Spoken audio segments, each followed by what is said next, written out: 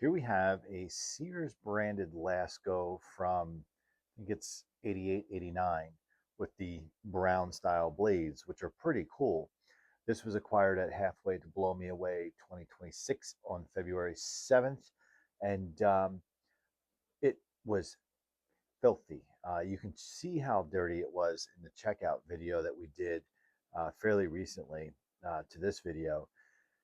So as we speak right now, the guards are going through the dishwasher, and these might be about the dirtiest guards I've ever seen go through the dishwasher. So I'll be curious what that looks like when it's done. Anything over what it was will be an improvement. Now, this thing is not perfect, but well, just a little rust here, there. It has the strap. Looks like it has a replacement knob on it, which I believe. So what we're gonna do is we're gonna oil this thing, and we probably got to clean out the windings. And since it involves splitting the motor, we will likely apply some varnish to those windings. Now this has the plastic style motor, which my experience the last time I worked on one of these was a long time ago, and it was actually a mid 80s version, so it was bigger a cabinet. Actually, it was. I'll just show you. It was this one. It was totally locked up, and the wicking material was totally gone. So that was a project to rehab that. But that fan's like mint. So we're gonna get in there and see what's going on with this one. However, it still performs, and we'll show you.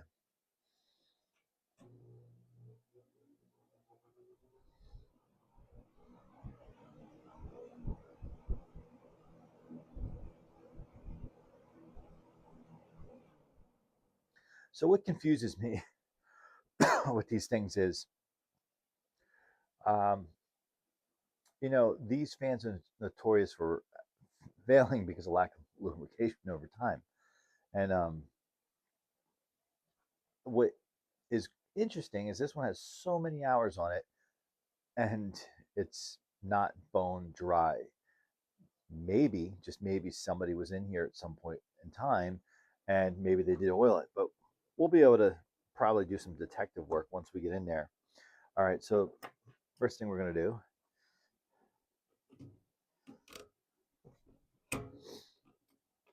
this might come off easier than I thought. No, maybe not. Sometimes these just,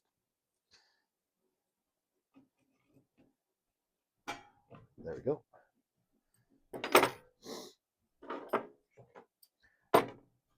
This will be the third fan this weekend that I'm pulling blades off on, and with a little luck, this is the easiest. It sure was.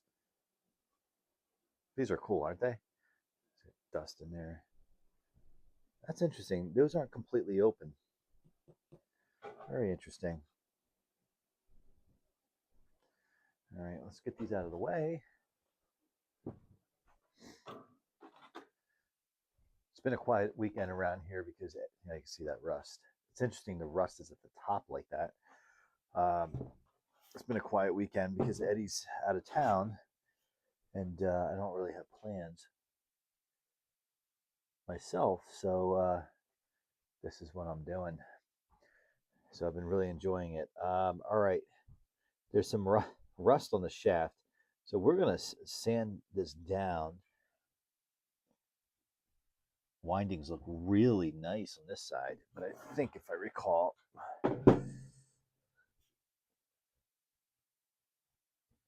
yeah, they're caked on this side. So we want to get this open, but looks like somebody did mess with this. That's why it's running pretty well, because look, oh, those are the same. Those are the same. Maybe not. Okay. Well, let's start by sanding down that shaft. So a really easy process here. Some sandpaper.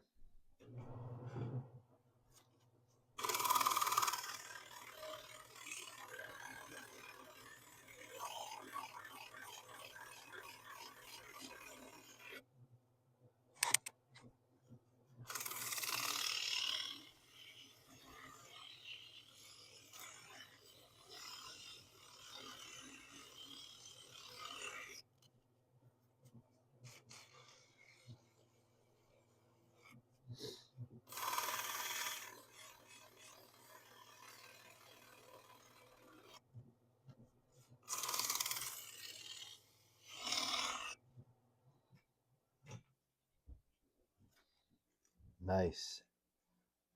Let's see if we can get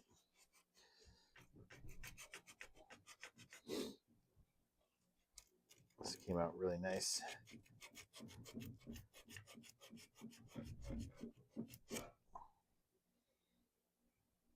That's just dried up.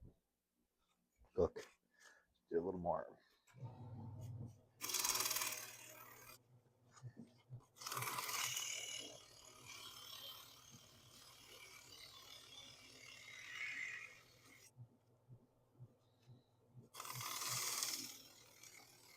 See that?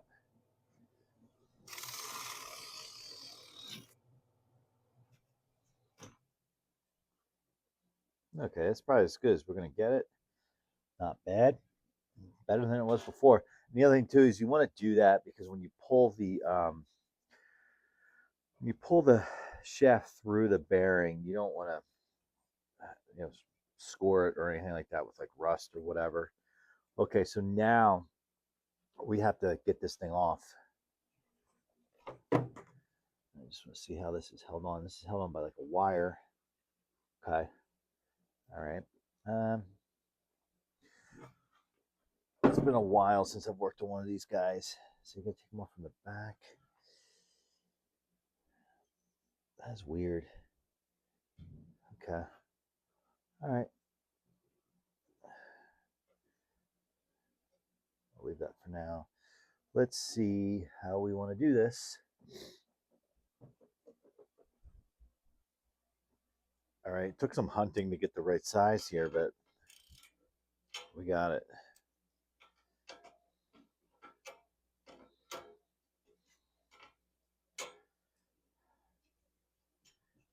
These bolts look pretty corroded.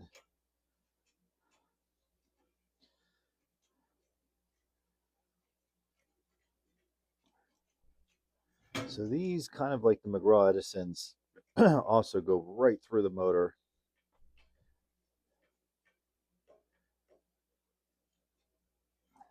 This, trying to keep all my stuff together here. I have a, don't want to say a mess, but I'm starting to make a mess here. Right, this stuff goes here. I have two I put the fans through the guards, I should say, through the dishwasher in pairs. So I typically, ultimately, going to have two fans coming apart at the same time. And so I pile up, not that one we did, I pile up the hardware on the corner here, that's the bench, and I was just nearly mixed. The other fan is a third and final Lakewood 223.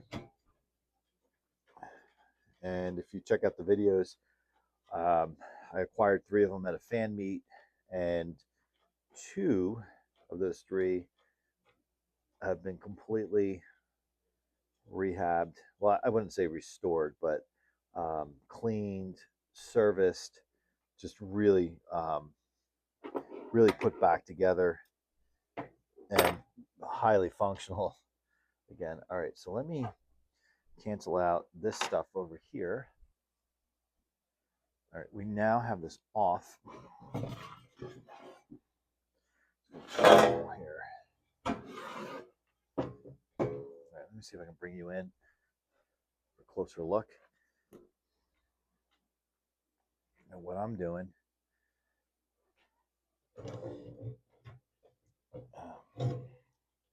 Well, now, I said I would do that part later because I thought it was going to be more of a nuisance.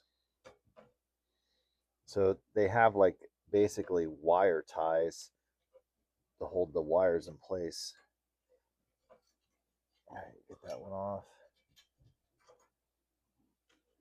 Okay, there we go. And I vaguely remember this from my 88.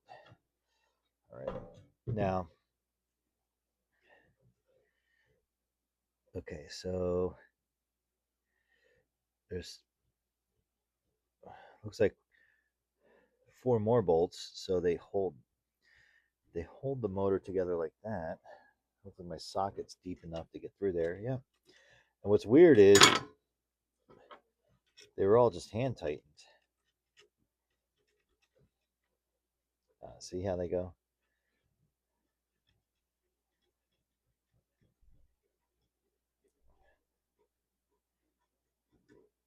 Like that. Just put that like that as a reminder. Yeah, this is a little bit similar to the thin and light that I was just working on, but except, it's interesting. If you follow the channel, and this video will probably air before that because, oh no, part one will air first before this. Uh, I, that fan was interesting because somebody was in there. I really thought about it long and hard. Somebody was in there in between when I worked on the fan and well, I should say when I acquired the fan, and because there's evidence that somebody was in there because some hardware is missing on the guards and all that, but they reassembled it without putting the nuts on the back. No, it would actually be the front of the motor because it mounts into the guard, the metal guard, and it's a joke because uh, it was like somebody tried to fix it, gave up, and just slapped it back together, and then sold it on eBay. And I can't remember, in fairness, I can't remember if it was sold as a non-working fan, but I am fairly certain it was sold as a working fan with the original box. And then I never, at best, I might have plugged it in when I first got it and saw that it was like humming. And I'm like, oh, okay, it needs to be oiled. We'll just throw it on the shelf, come back to it another day, and and then I come back to it double digit in years later, and we have an issue. All right, so back to this. Okay, thrust washer. All right, let's pull this through nicely. There we go. Oh, good. All right, thrust washers look good. Hopefully you can still see what I'm doing. Yep. Yeah, it's so interesting that they went to a plastic design on this, but oh, okay. For a time, and then when they went to the Marco motors, the metal shells. But it was interesting, and I wonder what made them decide to go to metal Marco motors. Because usually it's like once they move away from metal, most companies manufacturing they stick with the plastic because it's cheaper. But the wicking material here, it is intact. That is great news. Bearing looks nice. Okay. Windings. What do we want to do? Okay. Let's carefully remove the back. Is it going to let us without breaking anything? Oh, it's not. Okay. All right. Well then. This is like interesting. So this is almost like a it's fed through there. Okay. So we're not going to be able to remove that easily. So being that the windings they look pretty good. I mean, we really could. The windings do look good. Like they're not bad.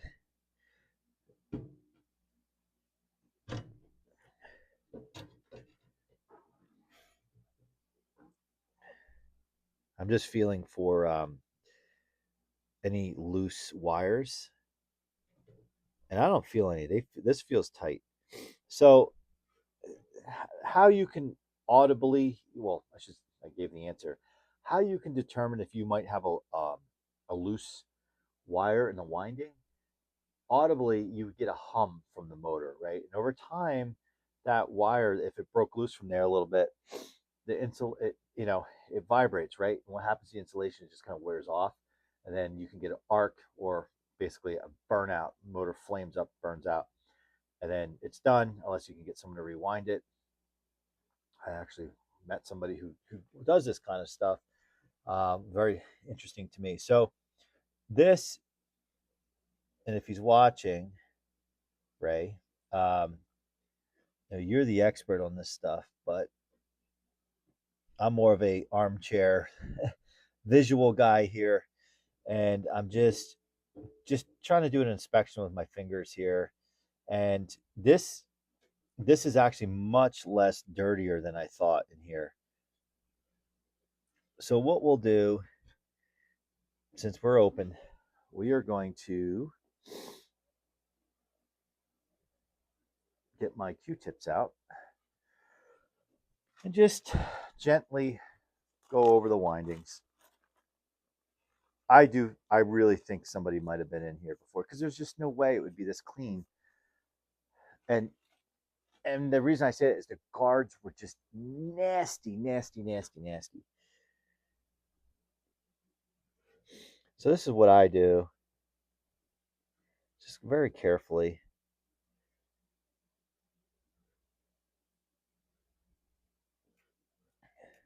Ooh.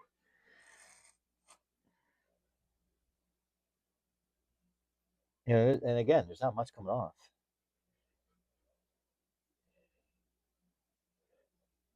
And usually when I, even unless these aren't mint, but they are in really good shape.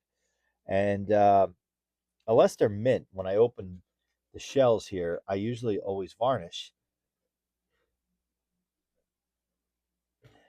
Yeah, there's the dust, a little dust.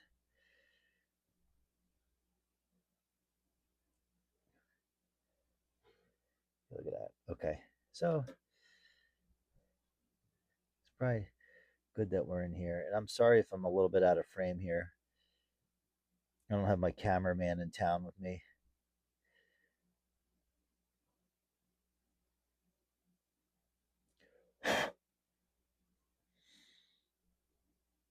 Not bad in here at all. All right, let's get another Q-tip.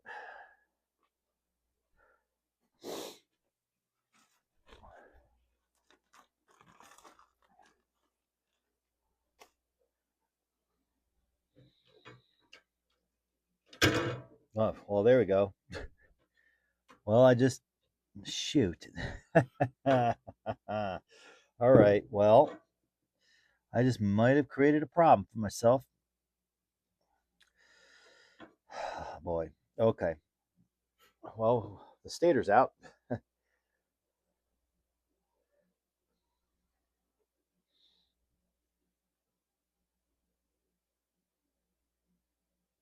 This was not supposed to happen.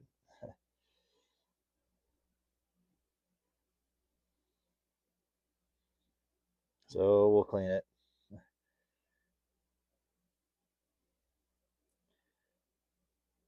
See, it's not clear to me where those wires go. I'll have to go back and watch.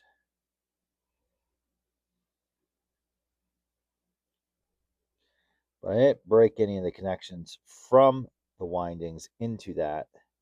So actually, I could potentially see how it went.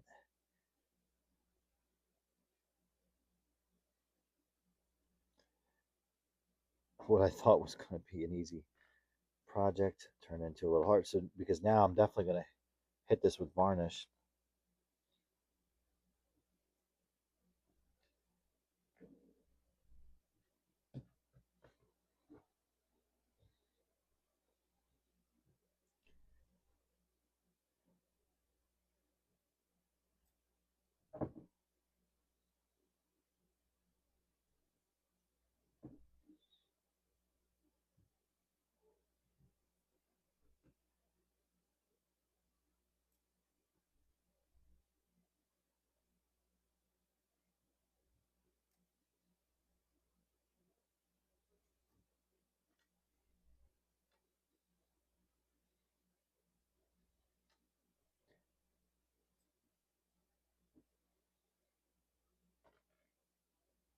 Yeah, there's a little. Oh, yeah. See, that's loose.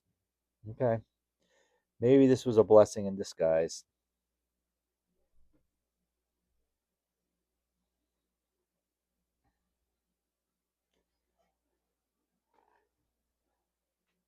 And you're not going to get all the dirt and dust out of here, but you just kind of patiently do the best you can and try to get this loose stuff out.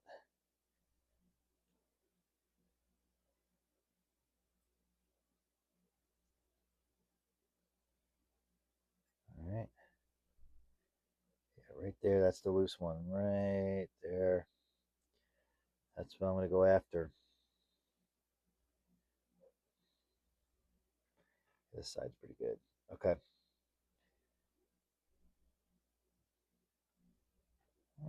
Loose there too. All right, so I think where I ripped this through. Oh man. So the end one. So this goes back like this, right? So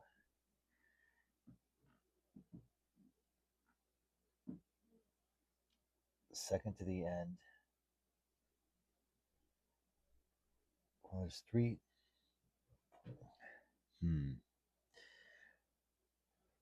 Very interesting. Okay. See, this one looks like that's weird. How that's like that. I would think it goes through the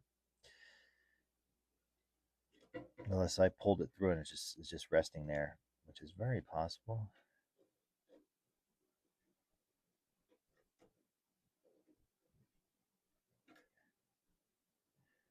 And it would make sense for them to be separate. Oh man, this is gonna be royal pain, probably. So 1, 2, 3. Yeah, it makes sense on the end.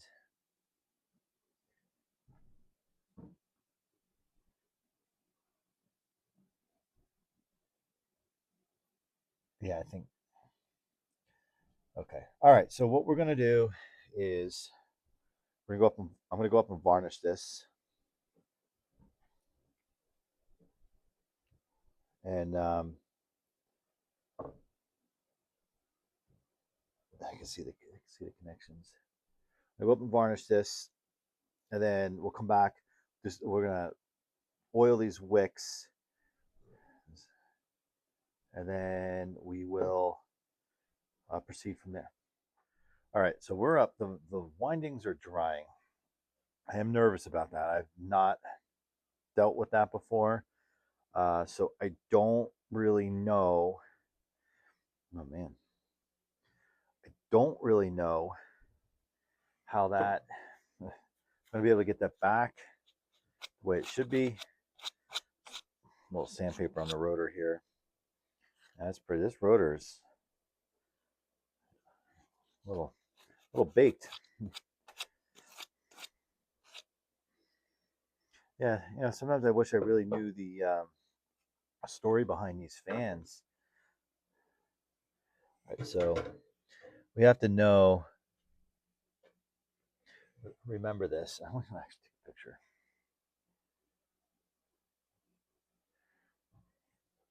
Yellow, black, and red. I really hope that I didn't create a disaster by trying to pull those shells apart. So we're gonna. Oh yeah, the other thing too is I guess it doesn't really matter. But I'm gonna make it matter. Let's get some of this grime out of here.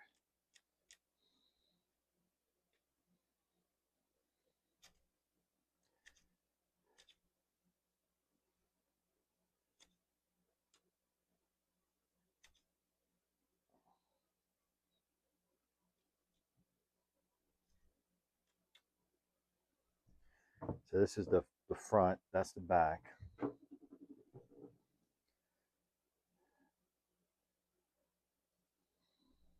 Okay. So next, it's zoom spout oil time. Zoom spout, great for fan motors. I like it because of the long straw. You can use all-in-one. Make sure it's the blue can, and you can double check by looking at the back of the can. There should be a little image of a fan on there. Do not use WD-40 or detergent type oils. So for this, you just want to get into the wick. Oh yeah.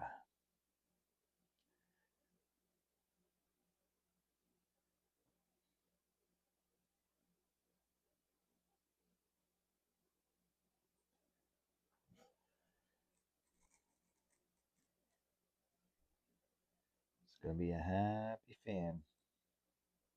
That's if I can get it, the wires to connect again.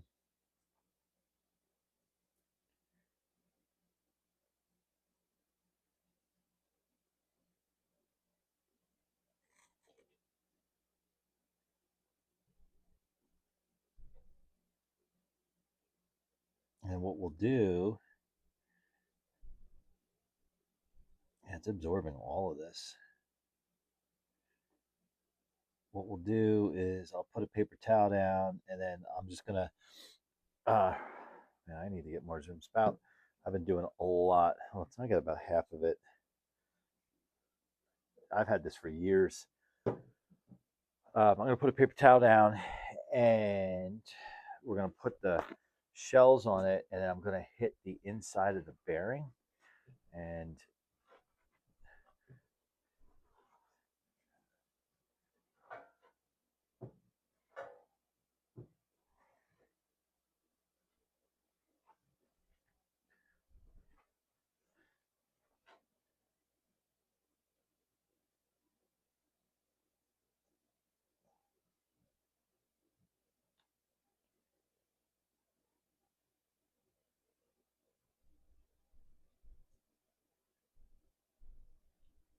okay, I think these wicks are good. You can see the oil in there. It's amazing because, I mean, you're talking about more than 35 years old, and that material is still hanging in there. And when we go to put this the rotor back through, we would definitely will drop some drops on there just to make it slide through a little bit better. Okay, so next, while we're waiting for other things to happen, I tell you, I am nervous about that wiring. It's not so much I'm worried about like where to put the wires, but I'm more so worried about it maintaining the connection and not popping out again. I think it's like pulling something out of the switch maybe. All right, let's just clean the cabinet.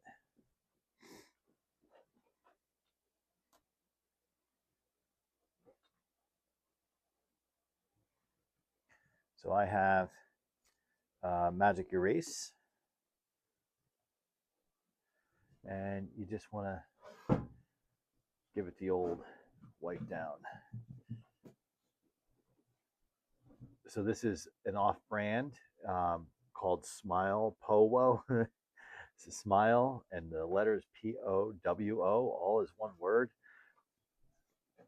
But it's the same stuff, and it's like a pack of like, I don't know, 50, 75, 100 or whatever for like less than $20.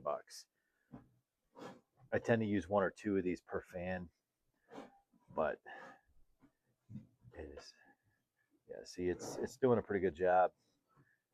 It's enabling me to clean any kind of dirt that's really baked in. And then, what's left is just like either the surface level rust or scratches. It even does a good job on like the plastics.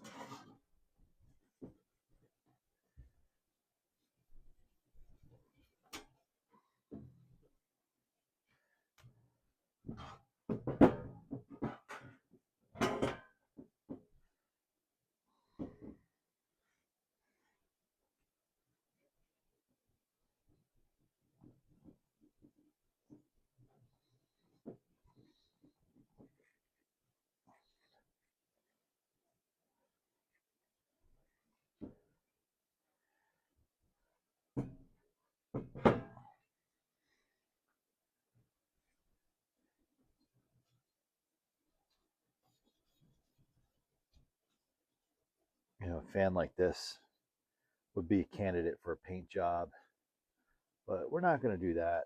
We're going to keep this as is.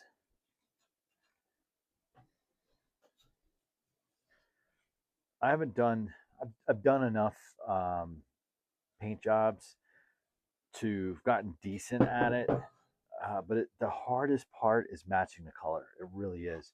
Unless you basically take the fan into the store and like hit it with different, I'll try this one. Nope, that was a little off. Try this one. It's really hard to get it, and then it becomes noticeable if you have a carbon copy of that fan, and you have them next to each other. You're like, ooh, I was a couple shades off. Um, I have a Lasko 3.7, is it a 2.3 from the 90s that has high hours on that I did that too. And I had no choice because it was really rusting more so than this. And I mean, the thing needed a total overhaul. And, it actually came out pretty good. It just came out darker than what the factory had it at. Oh, there's electrical tape in here. I don't know about that. What all that is going on in there.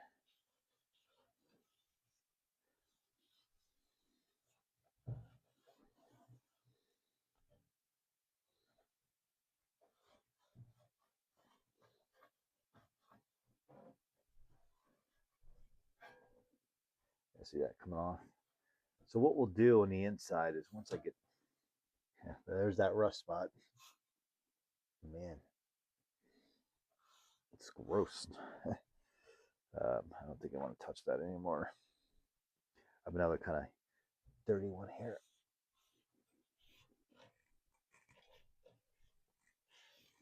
All right, let's just get that soft to the side here.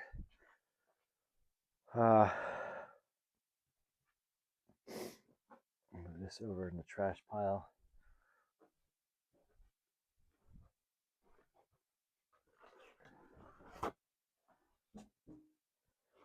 Before we continue, I like to go over it,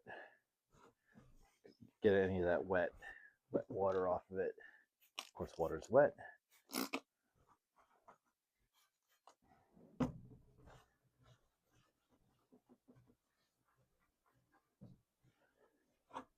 This knob, it's like disintegrating.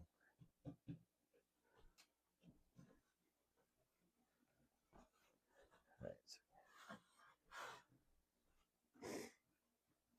We are gonna, despite all this rust in here, we are still gonna try to hit it with a coat of wax. I mean, not a big fan of waxing over rust, but if we can just stop it or slow it down.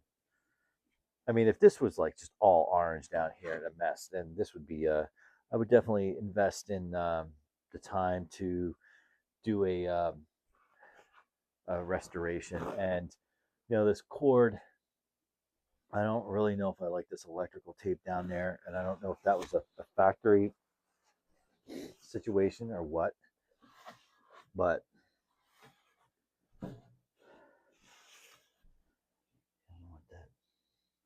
I mean, it seems secure. I don't know how that would happen if the insulation. You just never know. Like I said, each fan kind of really has its own story.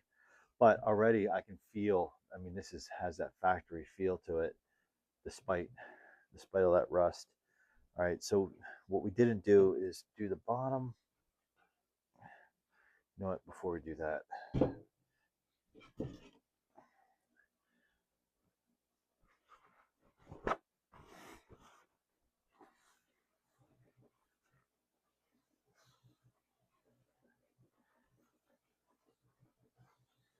yeah, when we're done for the day, we'll clean this up.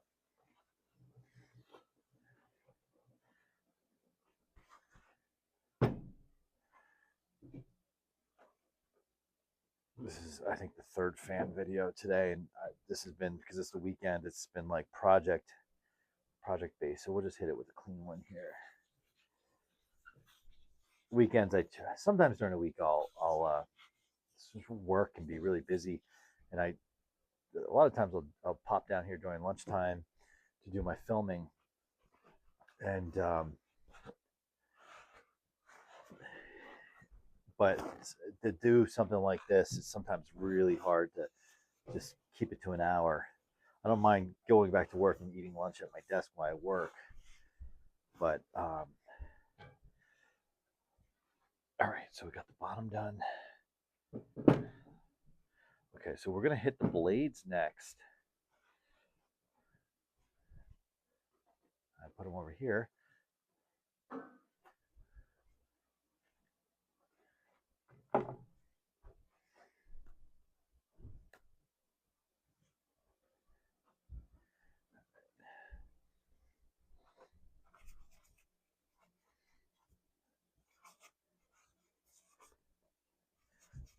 What's nice about, I guess, the darker color blades is it hides my fingerprints, because when I was working on the lake woods earlier, it's you start getting some moisture on your hands, and then all of a sudden, like, you're putting the part that you cleaned, you got fingerprints.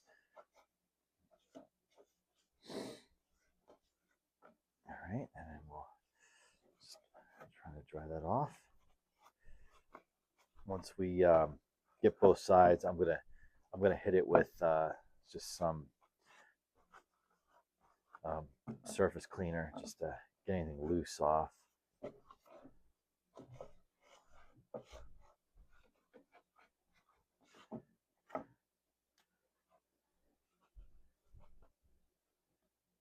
That's probably the other side. So if these were translucent blades, like the McGraw-Edison style, I don't think I would use the foam on them, because I wouldn't want to mess with the, I don't know if it would mess with them a bit, but these are like a solid brown. It's interesting brown.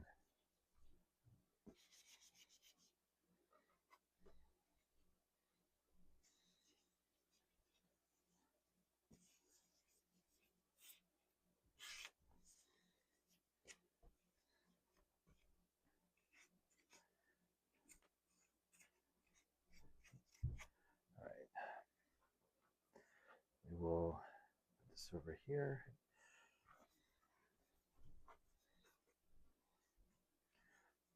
Yeah, I'll get the surface cleaner on this in a second.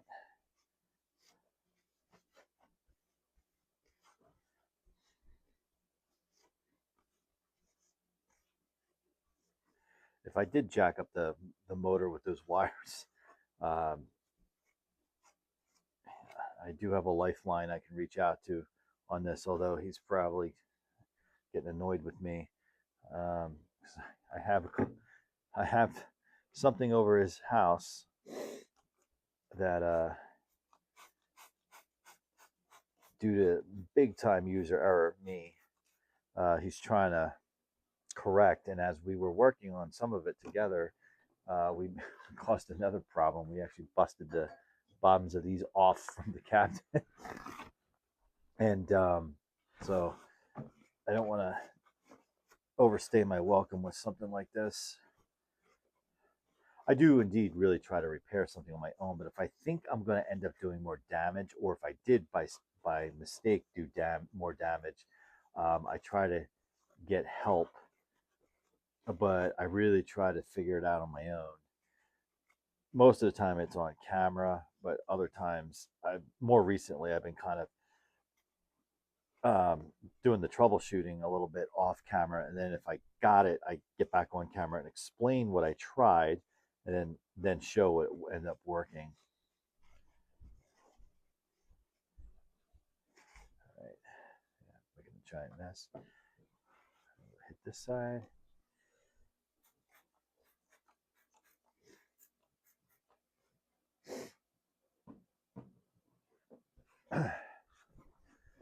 Yeah, as of this recording, it's February. I don't know when this is going to air, but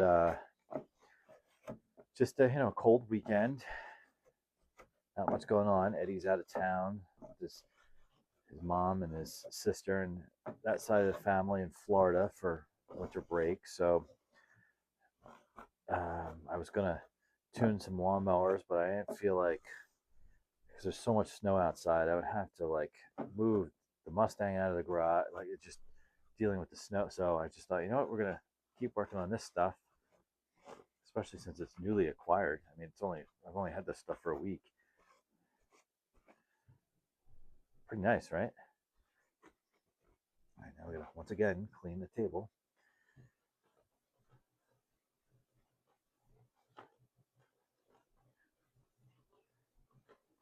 Actually, because that's like surface cleaner. It's really clean, literally cleaning the table. All right, so let's park this. There's just like a little mark on this thing. I can't get it off. Oh, there we go.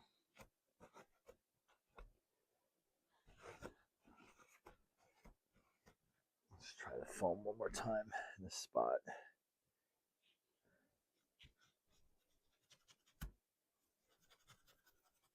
I don't know if you can see what I'm doing. Kind of. Hey, I think I got it off. Cool. All right, so fingerprints. All right, so we're gonna put this off to the side, and then we get back to the cabinet. We're gonna put a coat of wax on it. Actually, no.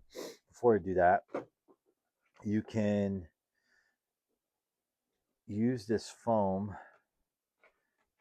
on the cord, and of course it immediately destroys it. Can you see it? Yes. Not the cord, the foam. Kind of do it at the end. But if you have a cord that is structurally sound but it's just dirty, this works wonders.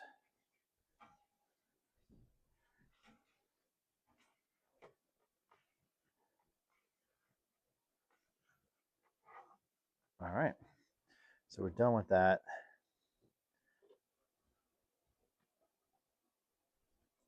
And now time to put the turtle wax on.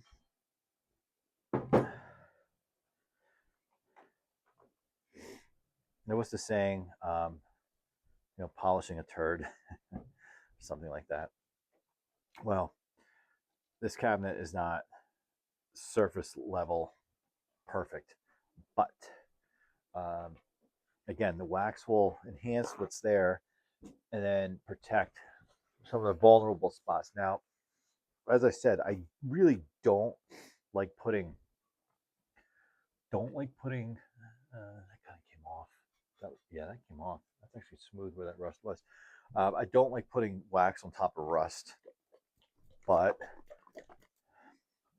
it's kind of what we end up doing. So just turtle wax.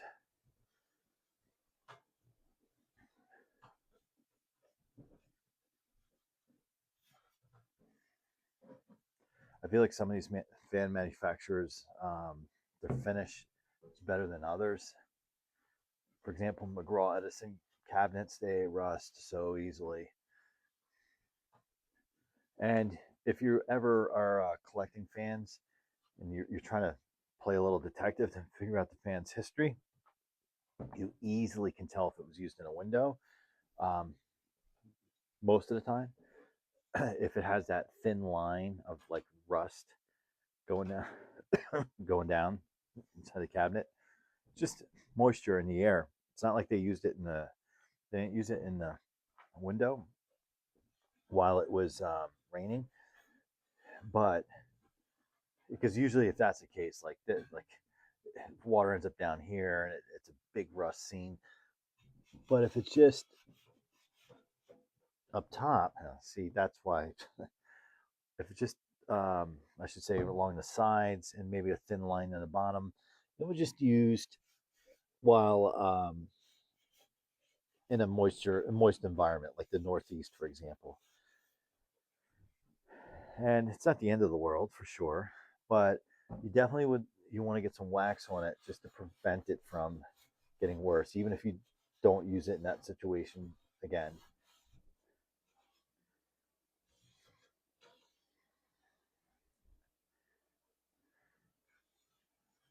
All right.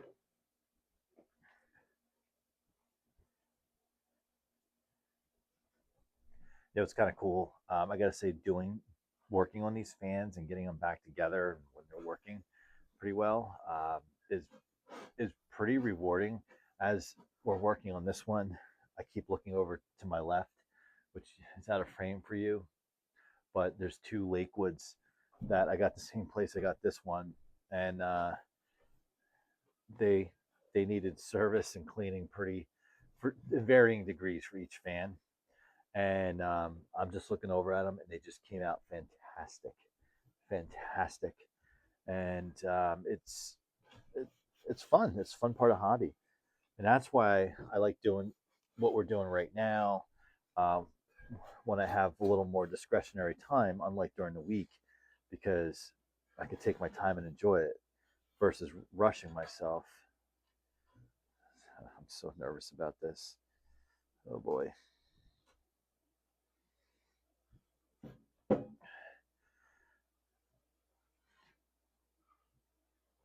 Either it's going to work or it's not. If it doesn't, like I said, I have a lifeline, but I don't want to agitate them.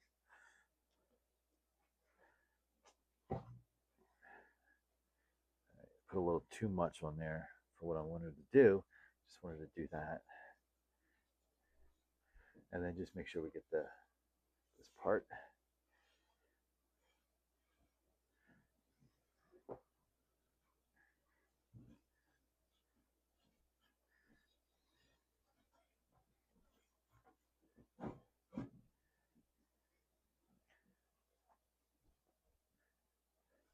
Funny,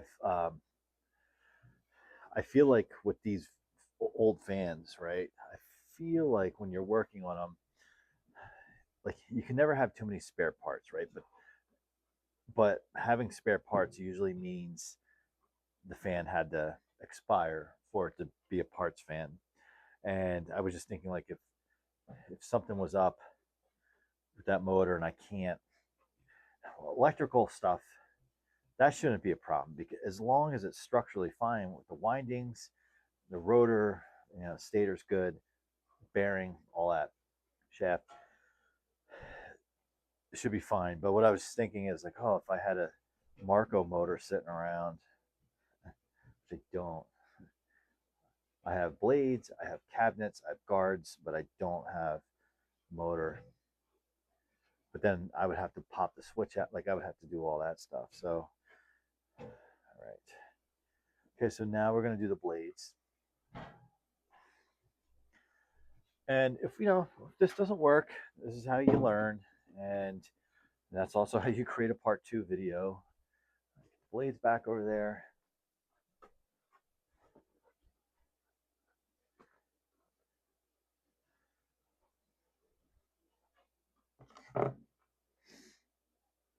And I did hear from some people that this, when I grabbed this fan last week, I did hear like, oh, lucky, like, so I know it's kind of a sought after fan just because of the, Sears, and it has the brown blades, much like the Galaxy box fans with the blue blades.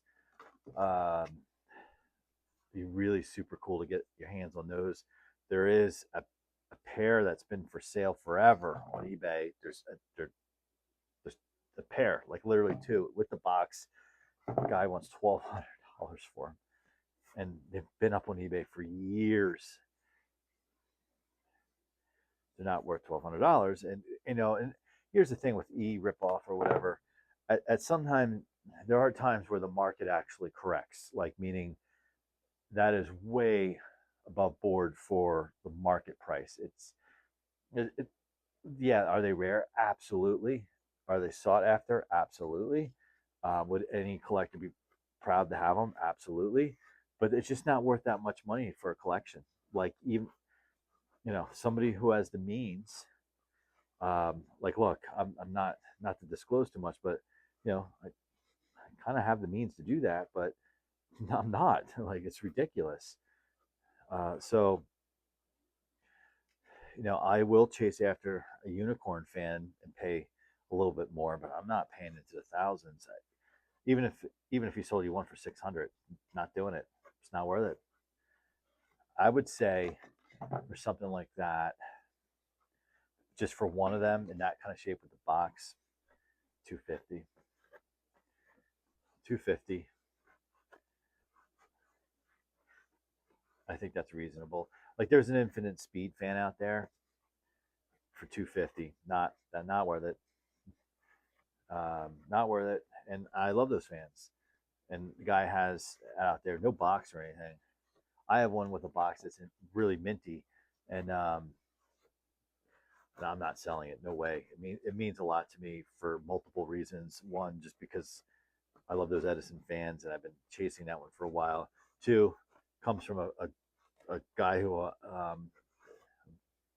consider a pretty good friend, um, and it's just an even better human being, which that's more important to me. So this has a little bit of that translucent action going on. Maybe I shouldn't have used the foam on these. How's it looking at camera? Actually, looks pretty good on camera. So, but I'm just saying, like, just in the market, I don't think that would be a $250 deal. Say maybe like 150. But those Galaxies, yeah, 250 for those each.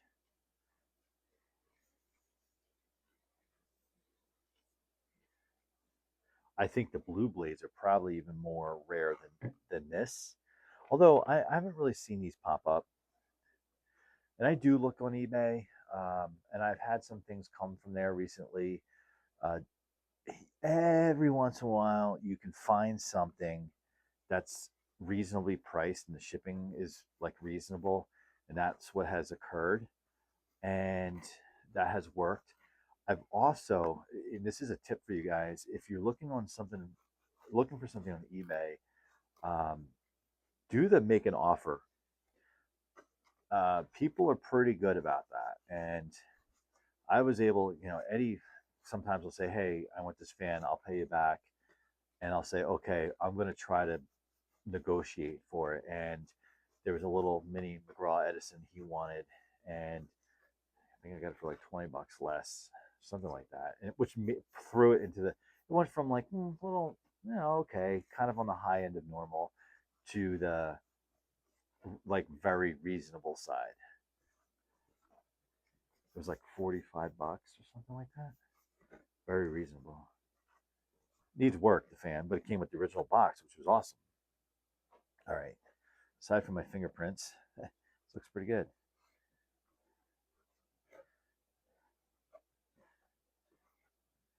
All right. D blades.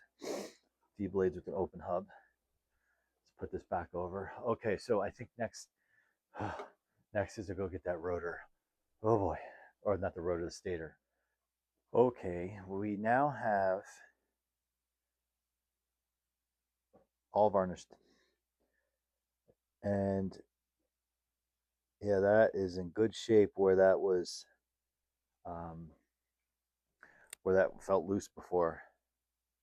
Awesome. Well, we'll see about awesome. All right.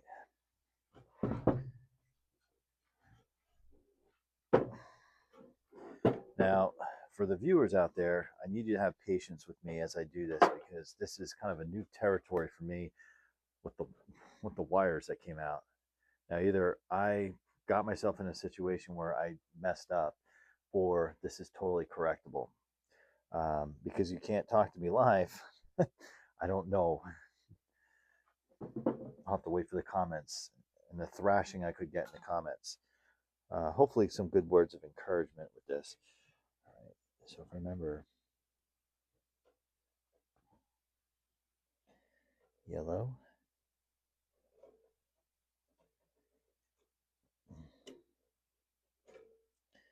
Black was in the middle.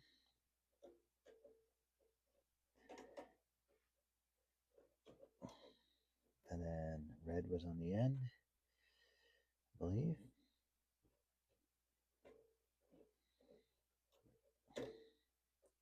Now here's where I don't know what I'm doing.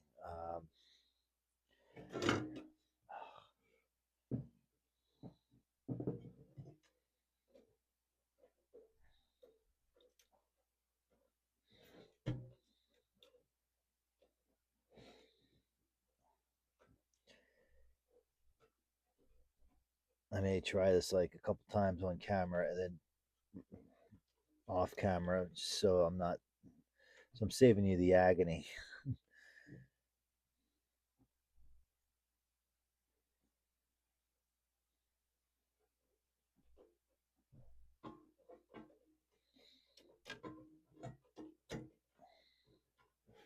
All right, let's think this through here.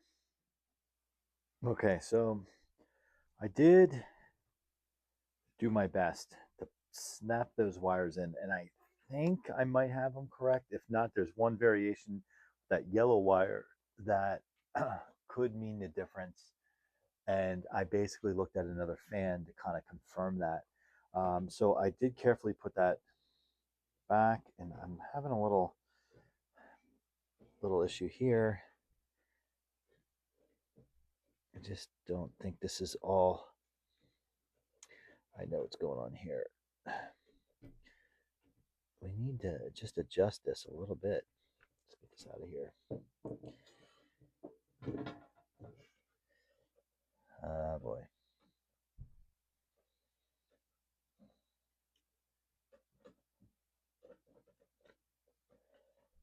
Okay, I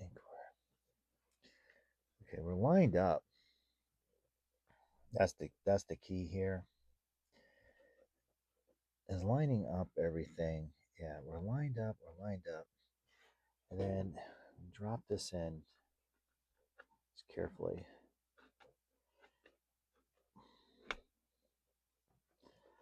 But it is not lined up.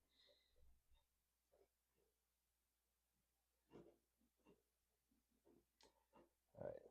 So let's, oops, sorry, bumped the tripod. Shame on me. Let's get this on.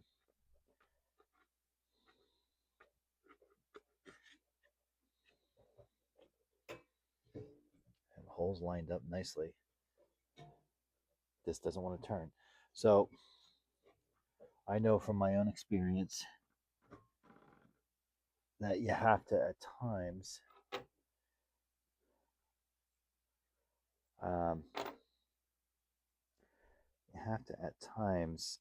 align it. That drops in nicely.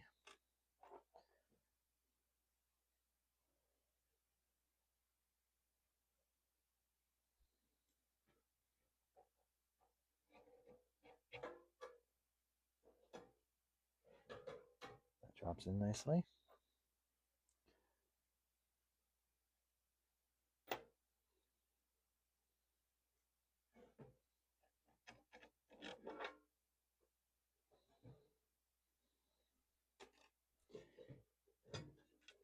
That drops in nicely.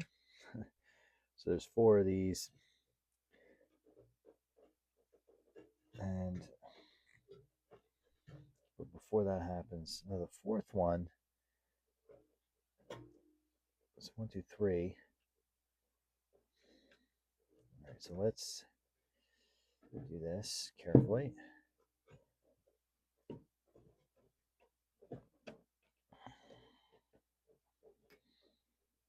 Yeah, this is not all back together the way I want it. But let's see.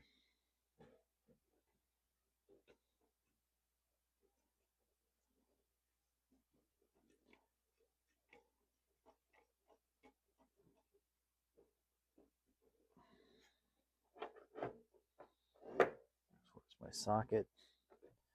Here it is.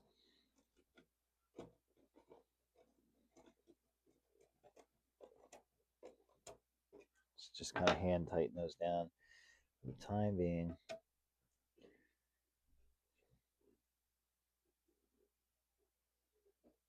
Yeah, see this one here is interesting to me.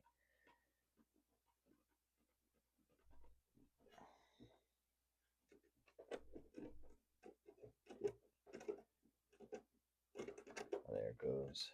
Okay.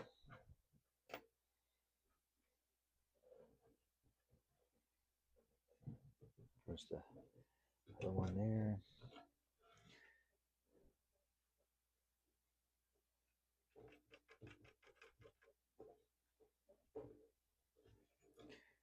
There's another one.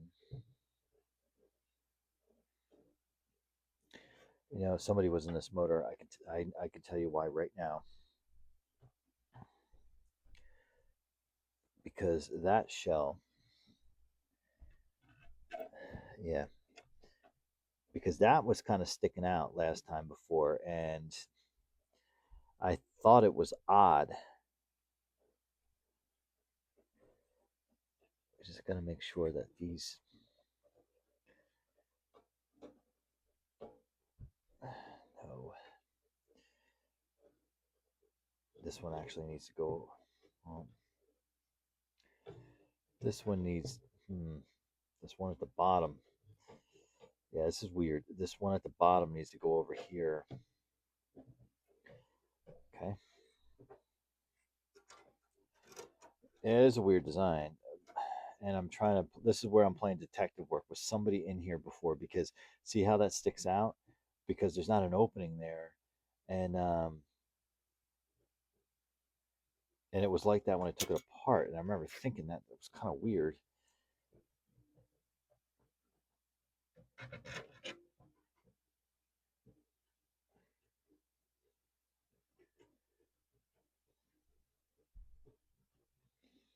I so hope this works. This will be like the score of the day if I get this to do what it's supposed to be doing.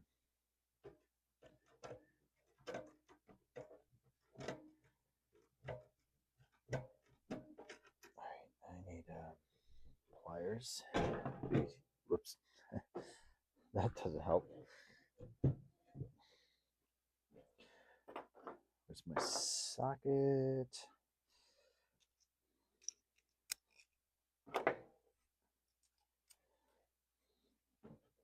Yeah, isn't this weird how that's...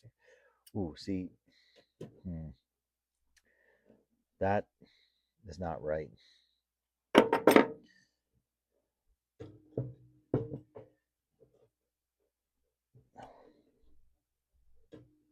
That is not right. Or is it?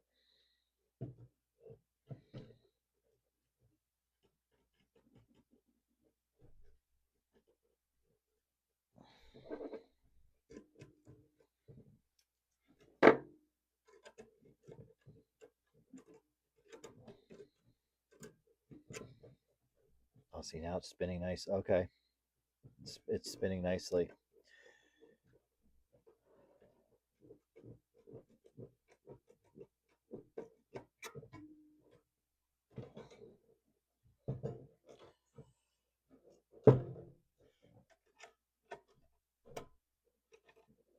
Yeah, but then we got this issue up here. That's just so bizarre.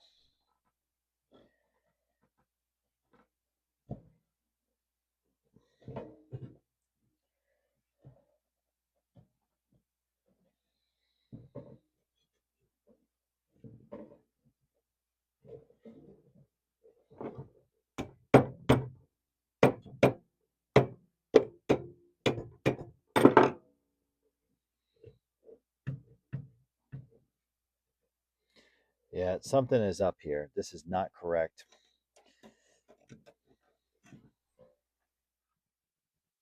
Okay, so some finagling. We got it back together, and it does power up. Now it's noisy. I have no idea. I don't have it bolted down, so there's a possibility that it's just vibrating there. So we're gonna bolt it down and see if it's still that noisy. If it is, we might have another problem on our hands. Oh boy, this is fun. Okay.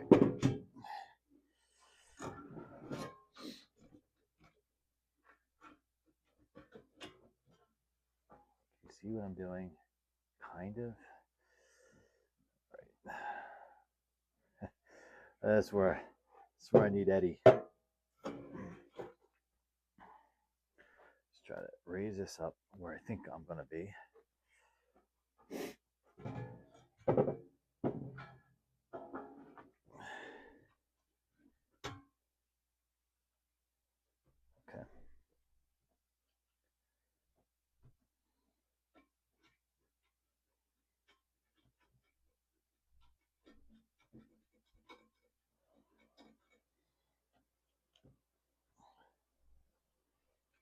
This has been a unique project. I'm hoping all that racket that you just heard was just this thing vibrating around because it wasn't bolted down and it's just jumping around.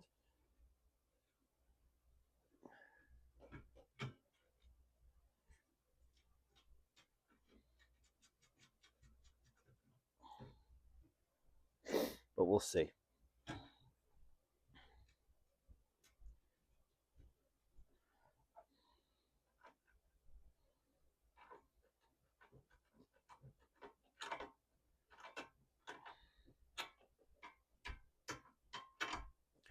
Yeah, I really hope I didn't make matters worse.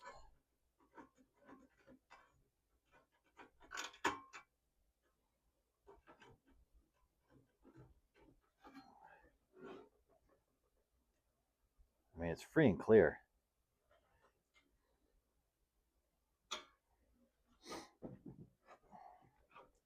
Just give it a little snug.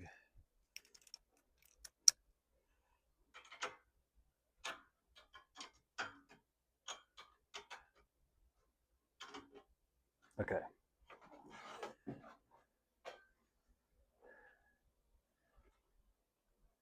Now I do think I might actually have this upside down, the shell, but I don't think that should matter.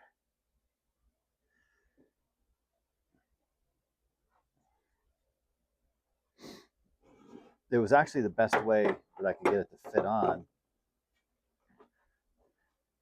So let's see.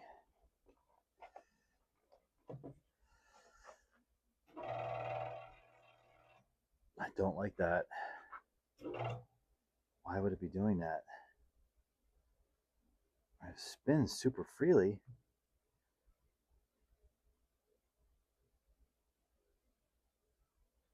It shouldn't sound like that, right?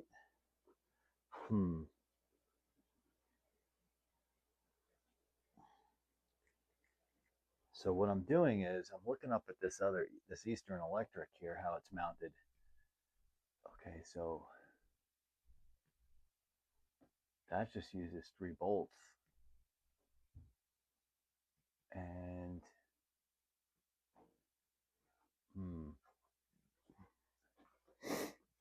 that's a different cabinet. So that one mounts. See how this goes here? So basically, I wonder, that's got to be the difference why it's making all that racket. All right, so I'm gonna disassemble and try to see what the pain about this is. I have to take the motor out of the cabinet. I just can't with the shell. Like I can't leave. Okay. All right, so we're gonna give that a shot. All right, it's the next day.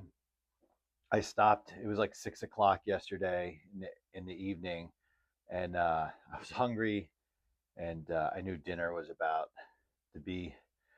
It was about time for me to have dinner, so I broke away. But since what I did was on the the shell here, it essentially was mounted upside down, but I didn't think it mattered because everything was smooth, right? But the motor was just making a loud noise, and I wasn't pleased with that. So again, you know the situation. I had the electrical wires come out. They actually snapped back into place pretty easily, but the challenge I had was because when it happened, I wasn't quite sure which, I guess, connector that they came out of. So I did use the Eastern Electric that's up on the shelf behind me as somewhat of a guide. This is a 2-speed fan. That's a 3-speed. So I was still able, from deductive reasoning, figure it out. And I'm not an electrical guy. I have some common sense for sure, but I was able to get it back. My fear was that once the continuity of that connector, like it came out, it wasn't going to stay in as I was kind of handling everything, putting it back together. But it did. And then, as I think on camera before, when I had it up, it it was making too much noise. I wasn't happy with it, and now this seems good to go. So there is a metal tie that kind of holds this. These wires are tough to work with, man. There's a metal tie. Like, these are super stiff. And again, I look at this one. See that? Yeah, that has a different design for sure. Like, just the you know, on that fan, it's just more nicely tucked away. And I don't want to pull on this because, yeah, all right, that actually looks fine. All right, so my pile of screws here. The other thing was confusing too, if you're working on these. So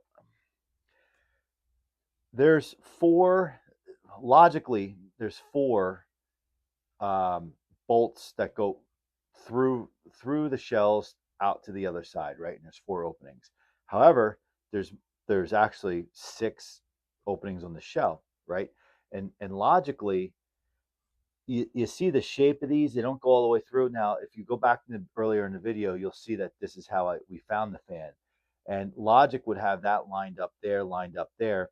Just didn't make sense. So I looked at the Eastern Electric up on the shelf, and it actually only has, I'll look at it right now.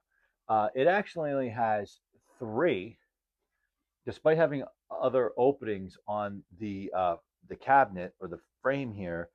It actually only has three holding it in place, and it goes one, two, three, and um, and the way that fan works is it has more of a circular, um, kind of a circular mounting point. So all three can go through, clip here and here, and go into the cabinet. That's not the case here. So I'm not sure. And what I was also trying to figure out was somebody in this fan once before. Like, was there um, something going on in here before we got in here? I don't know. So it was a little bit of a learning process, and thanks for being along with me. I'm just going to one last time.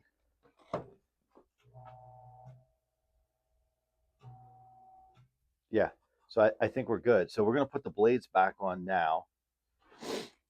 This definitely was a learning experience, and um, you know, I could tell I'm in a good place in my life right now, because when I was laying in bed last night, this is what I was thinking about. That means things are good for me. 2025, that was not the case. 2025, I was worried about a lot of different things going on. I mean, yeah, you still have your concerns, but the fact that I was kind of daydreaming or night dreaming, whatever, about this was pretty cool. I'm getting this bad habit of leaving things plugged in when I'm working on it. So these blades have a little scuff marks on them. I noticed when I was examining them over after we were done cleaning them up. That's okay. This blade also comes off really easy, really, really easy. So that also kind of lends me to believe that this was a part once before. And because there's like scraping, like I don't know if somebody was really trying to tug on it at one point in time. All right, these things. Now, I do very much appreciate when these are on the outside. They're not as aesthetically pleasing when they're on the outside, but makes life easier when you're doing what we're doing today. So the funny thing is, you probably see that I have a collared shirt on. It's actually before work. It's early in the morning doing this. That's how excited I was to I couldn't leave it alone. And I was like, lunch break, I actually have a call with a very elusive customer who's, I'll be even surprised if he even gets on that call. Okay, there we go. So let's give it a twist. Oh, we're going to plug it in. See, that's why you leave it plugged in all the time.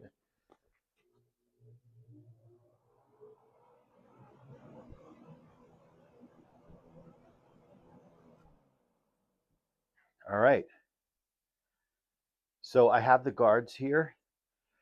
I brought them down I ran them in a dishwasher yesterday, as I told you, and I got to do a better job of the before and after. You unfortunately have to go to the checkout video, but these were black, black. Now it exposed some warpage. I don't know if that happened in a dishwasher, but it should be okay. I mean, dishwasher. And if you're doing the dishwasher, one, get permission from your significant other before you do it. And then make sure there's no dishes in there. Just a little cue. If there's dirty dishes in there, run the dishwasher first. Do the dishes, put them away, and then put your fan guards in there, and then do not use the heat dry. It gets hot enough and everything as it is in there. Do not do that. So, and then once you're done, let them air dry and be done with it. So what I remember with these guards is one of them seemed like it was kind of pushed in, rubbing on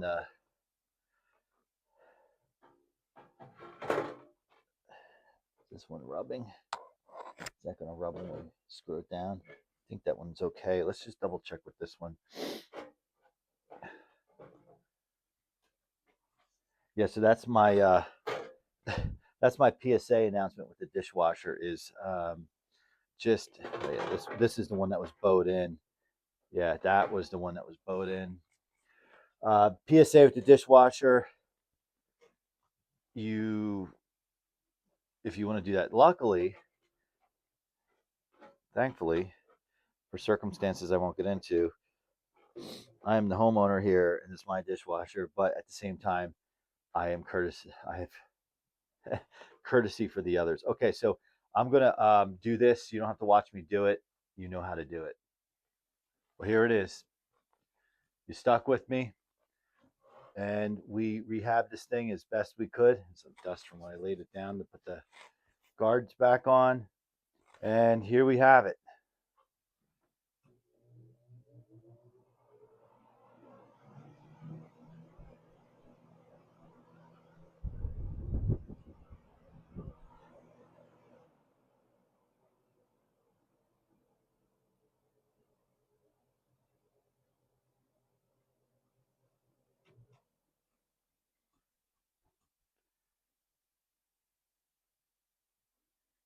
Pretty cool.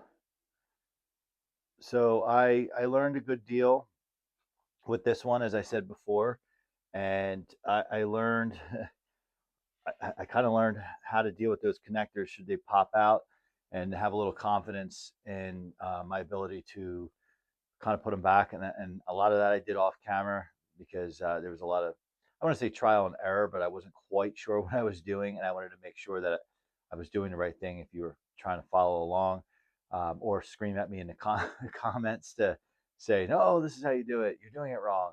So certainly constructive feedback is welcome, but you basically saw me learn along the way with how to deal with that stator and the wiring. But the rest, um, it's kind of normal fare for me here. And so we got this Sears up and going. This is not the greatest example, just because you can see um, we documented some of the rust inside, and little, this switch or knob that came from somewhere else likely looks very Lakewood-ish to me. I don't know if that was just a weird thing for Sears, but I feel like Lasko, no matter the rebrand, had the same pancake style um, knob and for these iterations, as well as the handle. Actually, no, they went from the pancake to kind of more of the. Do I have mine freely available down here?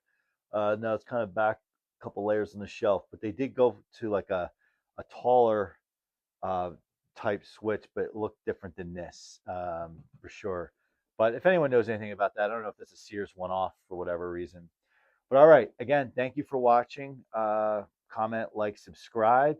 And here we go. We got the Sears Lasko variant from 1988/89. And hopefully we're good to go.